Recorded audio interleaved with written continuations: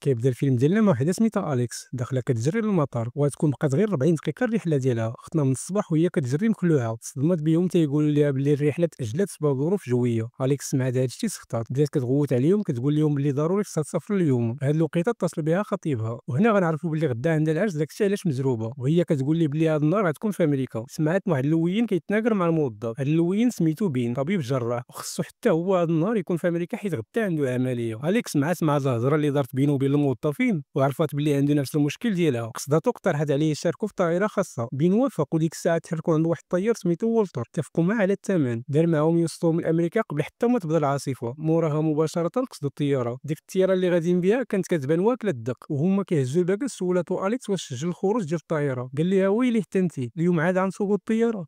طلعي هزوهم هما والكلب ديالو وتحركوا. الطريق بدات اليكس وبين كيديو وكيجيبوا في الهضره وتعارفوا. الامور كتبان طيبه ولكن تمشي الرياح بما لا تشتهي السفن. واحد اللحظه والطيار كيحاول يتواصل مع برج المراقبه حتى غيب. ناض اللوين كيجري قلبوا لقاه جاتو سكته ديما غيه. عيا بين يحاول يفيقوا، حاول يدير ليه الاسعافات ولكن والو. ملي بانت لهم الطياره قاصده الارض رجعوا كيجريو للكراسه ديالهم وضربوا السماطيك وجلسوا يتصنتوا للدقه. من بعد مده قصيره ضربوا في الارض وكلشي غيب. ولكن قبل ما نكمل غنطلب منكم تشجعونا وتشاركوا في القناه.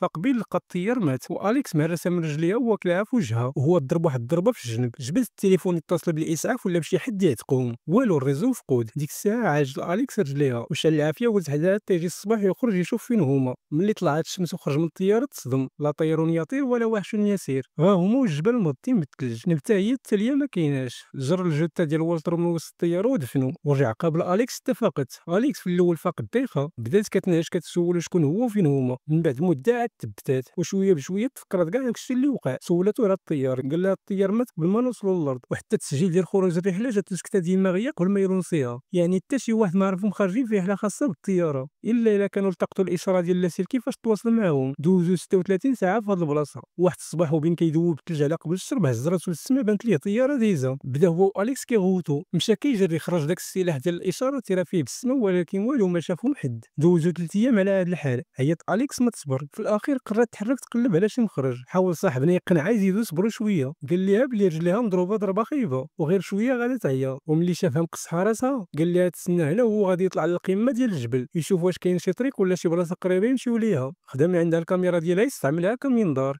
وهو خرج من تما قالت ليه بلي غتكون متفاهمه الوضع الا مشى وما رجعش. رد عليها بلي كون بغى يسمح فيها كون دارها قبل ما تفيق. موراها مباشره قصد القمه ديال الجبل وبدا كيتسلق، دوز من هنا دوز من لهيه. ومن بعد معاناه اخيرا قدر يوصل ولكن ما بانت ليه حتى شي حاجه، لا طريق يدوزو منها لا شي قريه ولا شي فيلاج يقصدوه، غير الثلج والجبال. فين ما طلق عينو كتبان ليه الدنيا بيضاء. وهو راجع عند اليكس يقول ليه هذا الشيء زلقت ليه رجلو وبدا قاصد لحافه. هي يحاول يجد في الثلج والو، وحتى كان غيجيبها في المنحدر وهو يتكالى بواحد الحجره. نمشيو عند اليكس هي وركب في الطياره، سمعت صوت الرجلين برا. في الاول حسب لها غير اللوين رجع حتى كبان ليها قط بري واقف قدامها. بدا كيحاول يهرس داك السرجم وهي كتحاول تجري عليه. خلات الكلب اللي معاه خرج دابز معاه ولكن القط كان قوى منه، جا فيه بعض الضخ خلاه مجبد برا وبدا قاصدها. اختنا في هاد الوقيته غتكون شويه ما ديرها في حوايجها ولكن واخا هكاك قوه الشجاعه ديالها. وهو كيوجد باش يهجم عليها جبدت الفردي ديال الاشاره وتيرات فيه. واللوين رجع عندها سمع صوت السلاح شدها بجريه للطياره. وصل لقى القط البري هرب من بعد الضربه اللي عطاتو اليكس ولكن الكلب كان واكلها. جبد المعدات ديال الاسعاف اللي في الطياره خيط ليه الجرحى. وفي العشيه هو كيدور تما يشوف شي حاجه يقصيوها، لقى القط البري ميت بسبب الضربه اللي عطاتو اليكس. صاحبنا ما فكر جوج ديال المرات، جرو للطياره سلخو وقرضو وضربها معلم. اليكس مع مده هادي ما دق اللحم ما كاين غير صهاد وصيفط.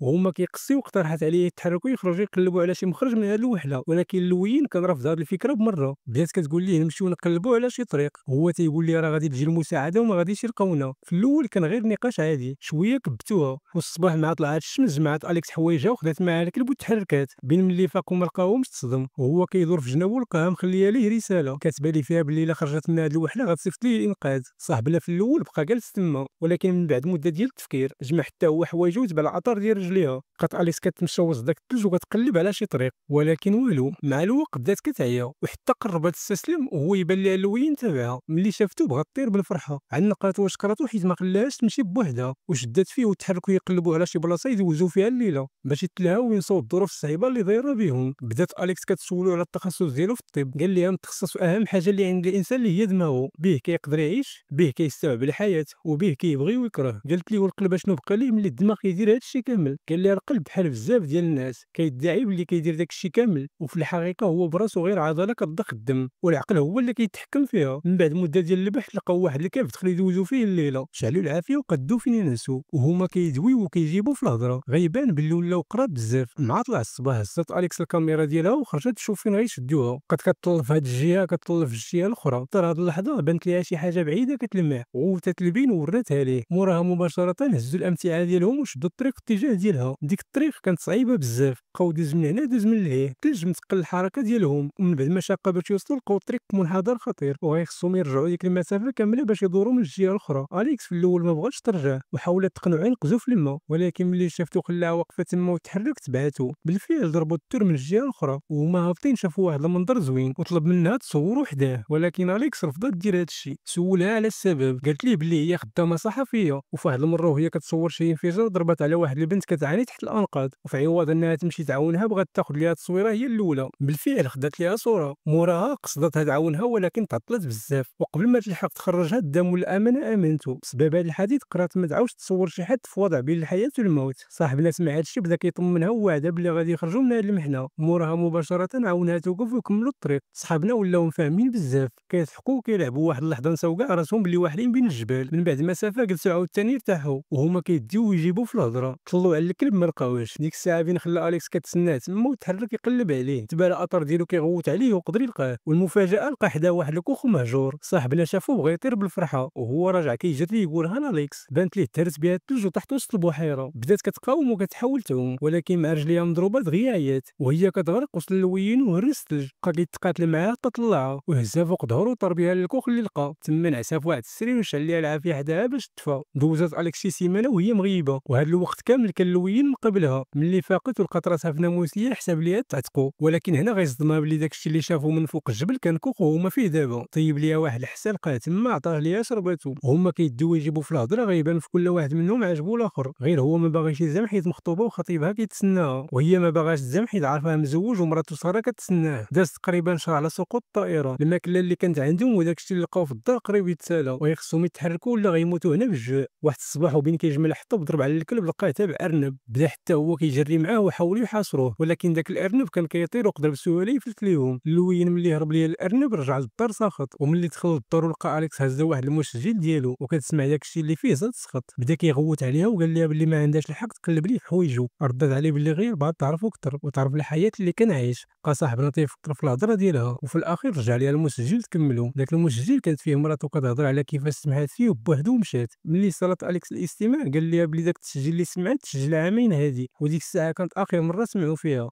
بقى فيها بزاف، ناضت عنقاتو وعنقا حتى هو. نعيشو غايه راك فاهم. الصباح هما كيديو يجيبو في الهضره. قال لها بلي مراتو ما سمعاتش فيه حيت ما بقاتش كتبغيه، كيفاش ياك هي فمها في التسجيل كتقول بلي سمعات فيك. بدا صاحبنا كيشرح ليها، وهنا غنعرفوا بلي جا واحد المرض خطير في الراس، وداك التسجيل كان اخر حاجه سجلتها قبل ما تموت. زادو غير هاد الليله في هاد الكوخ، والنهار الاخر هزوا الامتعه ديالهم وكملوا الطريق. بقاو عاوتاني دوز هنا دوز من لهيه. من بعد مده ديال الطريق عيات بزاف، حاولت تقنعو يخليها هنا ويكمل بوحدو. قالت ليه بلي غادا غير تعطلو، ولكن والو. اللويين طلعوا رجوله، نخرجوا من هنا بجوج نموتوا بجوج. ضرب مسافه طويله كيعاونها، وملي ما بقاتش قادره توقف نعسها في واحد الخشب وجرها موراه. ضرب بها مسافه طويله بحال هكاك، ولكن واحد الوقيته حتى هو عيا بزاف، جرها وتكا هو وياها حدا واحد الشجره. غيبان بلي صافي هذه هي التاليه ليهم، ولكن هاد المره الريحه غدير المزيان وغتمشي بداك الشيء اللي كتشهى السفن. واللوين جابد عليها بنعسه. جا الكلب كيجري جرو. صاحبنا من كتر ما عيا بقى مده كيتكركب عاد فاق. هز راسو بان ليه واحد المعمل ديال الخشب قبلتهم، وغيبان بلي اخيرا تعتقوا. صاحبنا شافو بغى يطير بالفرحه، مشى كيجري فيق اليكس وقصدوه. طريق المعمل كانت طويله بزاف، ولكن واخا هكاك فرحانين، على الاقل دابا عندهم وجهه غاديين ليها وضامنين بلي كي غادي يوصلوا ليها غادي تعتقوا. الامور كانت غاده مزيان حتى لواحد اللحظه طلات اليكس موراهم وما لقاتش الكلب. سولت عليه اللوين قال لها دابا يتبعهم، ولكن اليكس ما بغاش يتحرك بلا بيه. وهنا اضطر صاحبنا يرجع يشوف فين بقى. قدر من بعد مدة قصيرة يلقاه، ولكن هو راجع بيه زطون في واحد الفخ ديال الصيد. أليكس سمعتو كيغوت مشات كطير لعندو، عيات تقاتل مع داك الفخ اللي ضربو في الرجل وحاولت تفكو، وملي ما قدرتش طلبات منو يتسناها تما وكملت بوحدها اللوزين تطلب المساعدة. أليكس عيات بزاف ولكن واخا هكاك صبرات، وبالفعل قدرت توصل للوزين. صاحبنا في هاد الوقيته غيب، وملي فاق لقى راسو في السبيطار. أول حاجة دار مشى كيطير يطمن على أليكس، وصل للغرفة ديالها لقاها بخير وهما فرحانين وكيهضروا على كيفاش قدر يفلتو. طفل مارك وخطيب أليكس، ايوا شتي ها اللي ما بغيناش، وانا حساب ليا هكا والله ما نتحرك من داك الكوخ. سلم عليه ماركو وشكرو حيت عتقها، بين ما عجبوش لحالو ولكن ما عنده ما يدير، ودعوهم بعينيه عامرين بالدموع، وغيبان بلي ما ناويش يعاود يتلاقى بها مرة أخرى. دازو الأيام وخرجوا صحابنا من السبيطار وكل واحد فيهم رجع للحياة ديالو. بين في الأول جاه صعيب يتجاوز البلان، ولكن شوية بشوية بدا كينسى، ومن بعد مدة قصيرة ولا عايش حياته مع الكلب اللي كان معاهم، ورجع للخدمة ديالو بحال إلا عمرو عرفها. أما أليكس فما بقاتش كتشوف راسها مع شي حد من بعد كاع داكشي اللي دوزو. ومع خرجت من السبيطار تفرقات مع خطيبها ماركو، اتصلت باللوين بزاف ديال المرات، صيفطات ليه ميساجات ولكن عمرو جاوبها. دازت مدة طويلة، خرجت أليكس شي تصاور خداتهم فاش كانوا تالفين، واخا ما كيجاوبها صيفطات ليه نسخة عليهم. صاحبنا كان داير فراسو بلي عمرو غادي يتلاقاها حيت عند بالو تزوجات وما باغيش يخسر ليها حياتها، ولكن فاش وصلوا التصاور تأثر وفي البلاصة اتصل بها دار معاها يتلاقاو. أليكس سمعت هادشي بغات طير بالفرحة وطارت للمطعم اللي داروا فيه يتلاقاو، وصلت لقاتو كيتسناها تما، سلمات عليه بداو يهضروا على شنو داروا في حياتهم. صاحبنا فاش عرفها تفرقت مع خطيبها فرح بزاف، سولها على السبب وعلاش عمرها قالتها ليه. قالت ليه كون جاوبتي على المكالمات والرسائل كون راك عرفتي. مور هادشي بقاو كيتجادلوا بزاف. ديك الساعة جمعوا الوقفة وخرجوا من المطعم وودعوا بعضياتهم، وكل واحد فيهم تحرك في جهة. يلا قطعوا مسافة قصيرة بان فيهم ما قدروش يتخلاو على بعضياتهم.